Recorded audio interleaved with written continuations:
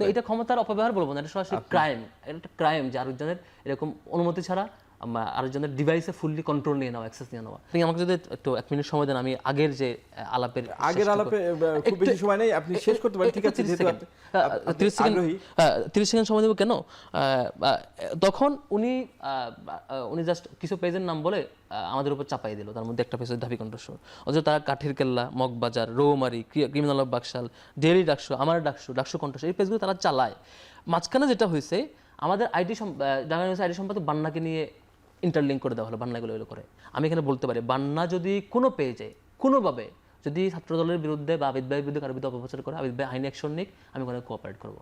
কিন্তু একটার সাথে জাম মেরে সব মিক্স করে কারোর উপর দায় চাপাই দেওয়া, এইটা মানে খুব খুব একটা বাজে ব্যাপার হয়। কিন্তু আরেকটা জায়গায় আবিদ ভাই খুব ভাবসাব নিয়ে ভিডিও দেখাইলেন যে এই হইলো না হইলো, কিন্তু এখানে একটা ইন্টারেস্টিং ক্রাইম করছেন তিনি, যে তিনি নিজের ফোনে বা আরেকটা ফোনে ওর আইডির অ্যাক্সেস নিছে, আইডি হ্যাক করছে। এটা কিন্তু ফয়সালের ফোন চেক করছে, বিষয়টা এমন না, ও আইফোন জীবনে জানে নাই, ওটা ওর আইফোন না। তো আরেকটা ফোনে তার অজান্তে অবৈধভাবে তার আইডিতে অ্যাক্সেস নিলেন, নিয়ে ভিডিও করলেন, ভাবসাব নিয়ে দেখালেন যে এমন কিছু উন্মোচন করছেন যেটা সে 2024 সালের জুলাইয়ে লাইভে এসে তার তো এটা ক্ষমতার অপব্যবহার বলবো না, এটা সরাসরি ক্রাইম। এটা একটা ক্রাইম যে আরেকজনের এরকম অনুমতি ছাড়া আরেকজনের ডিভাইসে ফুললি কন্ট্রোল নিয়ে নেওয়া, অ্যাক্সেস নিয়ে নেওয়া। এটা কীভাবে করছেন আমি জানি না। মাঝখানে যেটা হয়েছে ভাই, আজকে সারাদিন ধরে সারা দুনিয়া ভুলে গেল দুনিয়াতে কি চলতেছে, বাংলাদেশে কি চলতেছে, সবাই 2 পেজ নিয়ে ব্যস্ত। মানুষ ভুলেই গেল যে হচ্ছে বিএনপি গত এই কদিনে 273টা খুন করছে, গত এই 5 আগস্টের পর থেকে বিএনপির লোকজন 81টা ধর্ষণ করছে, 366টা চাঁদাবাজির কেস হয়েছে, পত্রিকায় এগুলো পাবলিশ, আমি কাউন্ট যেগুলো করতেছি। 596টা হামলার ঘটনা ঘটছে, 97টা লুটপাট, 94টা হচ্ছে এরকম ক্যাম্পাসে হামলা হয়েছে। শুধু গত 1 মাসে, লাস্ট 1 মাসে ডাটা বলে, গত 1 মাসে 22টা খুন, 6টা ধর্ষণ, 28টা চাঁদাবাজি, 80টা হামলা, 16টা হচ্ছে ডাকাতি আর 6টা ক্যাম্পাসে হামলা। এই সব ভুলে গিয়ে মানুষ ব্যস্ত থাকলো 2টা পেজ যেগুলো বীরত্বপূর্ণ আলাপ, আর আসলে এখানে কিছুই না।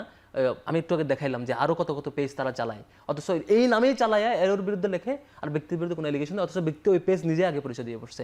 মাঝখানে সবাই হাততালি দিল, ওই যে বাচ্চা ফোটানোর মুখ থেকে ডিম দিয়ে বাচ্চা ফোটানোর বেলকে বাজিতে পাগল হয়ে গেল। অথচ এই যে কাঠের কেল্লা আমাদের ছাত্র ভাইরা চালায়, এই যে কাঠের কেল্লা, দেখেন এগুলো কি গুজব, কোন লেভেলের গুজব।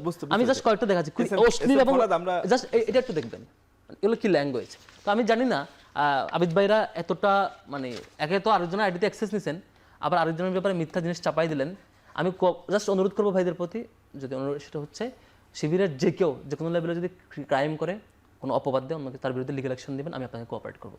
কিন্তু আরেকটা পেজ, আরেকটা জিনিস, আরেকজন ডিলিট করা জিনিস তার উপর চাপাই দেওয়াটা খুব অন্যায় হয়। এই অন্যায়টা করলে ভাবা পাওয়া গেলে পারমানেন্টলি কিছু হয়।